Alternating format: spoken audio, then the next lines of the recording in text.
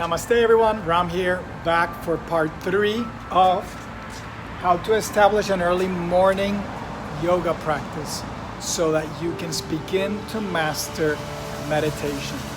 In part 1, remember, if you have not watched part 1 and 2, highly recommend you must watch those part 1 and 2 to follow this series. In part 1, I describe what meditation is. You really have to understand what meditation is so that you understand the process that gets you to that culmination, that gets you to the point of mastering that one of the higher limbs of yoga. Otherwise, you will get stuck, and what you think you're doing will actually not be meditation and will certainly not be productive time. So part 1 was that. Then part 2, I talked about how the lower limbs actually help you. So lower limbs of yoga being the ethical component, the asana or the postures, what people sometimes often equate with yoga, which is you go to a yoga studio and you do some yoga posture. Pranayama, what is often just considered breathing exercises. They're actually more than that. I go into a little bit of details about some of these subtle energy aspects of pranayama that can really not be taught in a video format. Then we have pratyahara, or withdrawal of the senses, extremely important. I talk about how all of these feed towards the higher limbs. And then of course dharana, or concentration, which is what most people call meditation. In fact, I would say at least 90% of the people, what they're in fact practicing is dharana, or concentration. They're practicing and trying to get better versed at meditation. So today what we're going to talk about, one of the main obstacles that I often have clients and students say is, I want to establish an early morning practice. I want to be able to wake up at 4 in the morning, have a great practice from 4 to 6, and then start my day off already having a great foundation. But the problem that I have is inertia, lethargy. I'm just too tired. I just find it really difficult to get up and to practice at that time. And so I'm gonna list a few things that I recommend so that you can actually counteract this. I go into a lot more detail in my programs, and I teach things that I won't be able to teach in a short video. So if you're interested, you wanna learn more, you wanna go below. In the very near future, we're gonna have our own site, a location. And if you're a local, you wanna come visit, we're gonna be having events there and obviously daily activities. But for now, you can try some of these suggestions, and of course you can reach me at the social media links that are below, and at Ramos Rooted Tree. And of course you can book a free coaching session where I'm here to serve, not sell. Okay? So the first thing here is mindset. So years ago when I said I'm going to start an early morning practice, I told myself one day I'm going to wake up at 4 in the morning. And before I went to bed, I closed my eyes, I concentrated, and I said, I'm gonna wake up at 4 in the morning. I didn't put an alarm or anything. I just told myself, when it's 4 in the morning, I want to wake up. There was no other option. There is no option to go back to sleep, to stay asleep. What we often think of as this mentality that we need a certain number of hours of sleep is a Newtonian view of the universe. It's not a modern physics, Einsteinian or quantum view of the universe. This is an old view.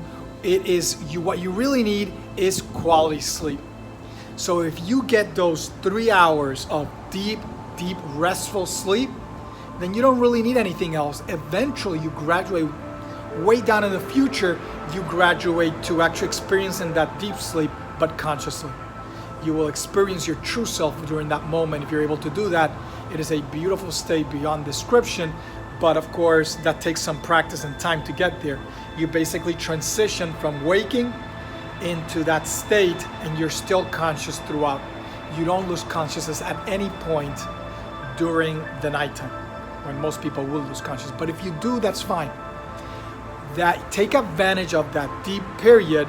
And of course, if you are unable to get good quality sleep, then you may be struggling with sleep disorders, insomnia, that is related, as I've explained in previous videos, and I explain in my DNA Hacker Secrets retreats, including my most recent one on mastering the art of stress-free living. It's related to stress.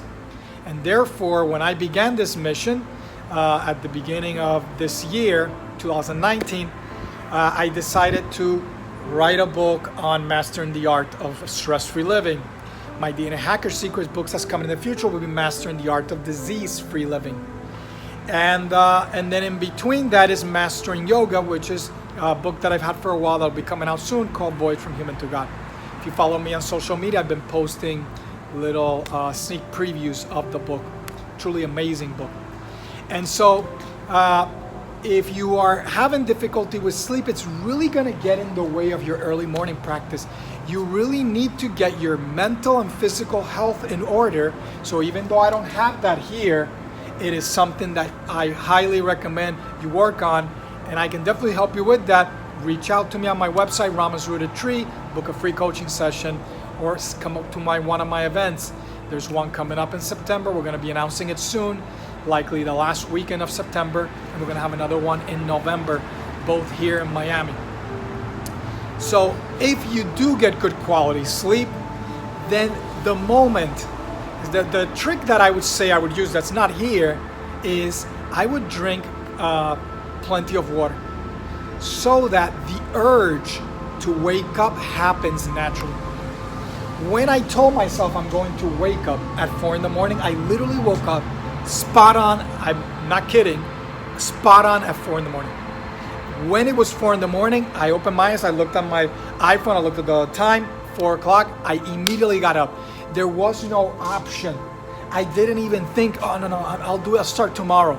No, when you tell yourself you're gonna do something, you do it. You gotta do it with willpower. You gotta have conviction. You gotta have that willpower and that drive, because otherwise, how are you going to break the old way of thinking, the old way of doing, those old patterns? You gotta push through, otherwise you're going to stagnate. Stagnation, inertia, and lethargy are known in yoga as a spiritual quality called tamas, which overcomes our body and our mind, and it affects us in a variety of ways. To shake tamas loose, we need to feed it the opposite quality, which is rajas. Rajas is agitation, energy, animation, movement. And so a lot of the tips we're going to be talking about are going to be taking you from one end of the spectrum and pushing you closer to the other end, but not really, you don't want to be to the other, you want to be in the balance point. That is why I always emphasize balance and energy is what we're trying to do here. All right, so again, have the right mindset, tell yourself you're going to do something, and do it. There is no other option. You do not give your mind any other option than to do what you're setting yourself up to do. So once you wake up, you get out and you get off the bed. And one of the first things that I recommend doing is going over to the sink, washing your face with cold water. If it's the winter time, it's up north, even better. That water is going to be really cold. It's going to really kind of shock your system. If you are really adventurous, here we're going kind of Wim Hof style, then I recommend, if you need it, jump in the cold shower. Even if it's going to shock you, you just jump in. It gives you that huge jolt. It's going to drive your metabolism up. It's going to energize you. I highly recommend that. And do not factor in a lot of this cold shower equals cold equals I'm going to get some disease. This is when you're up north and you persist in pushing yourself to an extreme. It's cold weather, I'm unprotected, I'm eating foods that are cold, and I'm pushing my body towards one end of the spectrum, and that can lead to disease, as I've talked about many times in other videos if you follow my work. All right, so that'll help. Another thing that sometimes is advised, I got this from a Himalayan yogi, is to prepare some sort of mint tea. Mint tends to have a kind of stimulating effect for awareness, arousal. It could be even a green tea with some mint, or a mint green tea. And it's not that you wake up, you make the tea, and then you drink it, and then you do your thing. No, you have it available in some sort of insulated device where when you actually sit down and you're going to start practicing your formal concentration to work towards meditation, when you're noticing that you're feeling a little drowsy, take a sip of that tea. I myself have never done this strategy. What I've done is what I'll recommend on the last point, which I'll explain shortly. All right, so before you actually sit down for your formal practices, there's some things I recommend you do. Because remember, when you wake up, your body, your mind, your energy and your consciousness are not fully in the body. They're loose still. There's going to be parts of you you're not going to be fully aware of. You're not fully ingrained in the nervous system. You really need to get yourself in that body. I'm not going to be illustrating this here, but in my programs and in my more advanced programs, I teach a series of exercises, proprietary exercises that I've worked out that are amazing at driving you back into your nervous system. Remember, you're not the body, you're not the nervous system. There's ways in which you can actually gain more control and get yourself back into the body. Paramahansa Yogananda was an inspiration for this. He had some series of exercises that he also used to teach that are very similar. And so you want to practice that an asana routine that is balanced and energizing. In a future video, I'll be illustrating a short asana sequence that you can do. One of the things that I would recommend that I'm going to illustrate in that video is at least 6 sun salutations. So I'll be preparing a short video with a little sequence that you can do. And of course you can repeat and do a bit more. The key is that you want to really feel mentally and physically, not that it's 4 in the morning, but that it is 5 in the afternoon. So like whenever your peak time is, you want to feel physically and mentally like if it's that peak time. You don't also want to overstimulate yourself, because if you do, it's going to make your concentration meditation component harder. You're going to be more prone to allowing your mind to take you a variety of different ways. You're going to be a lot more agitated. So remember, tamas, to neutralize it, you need rajas, but you don't want to push yourself too much towards agitation, energy, movement.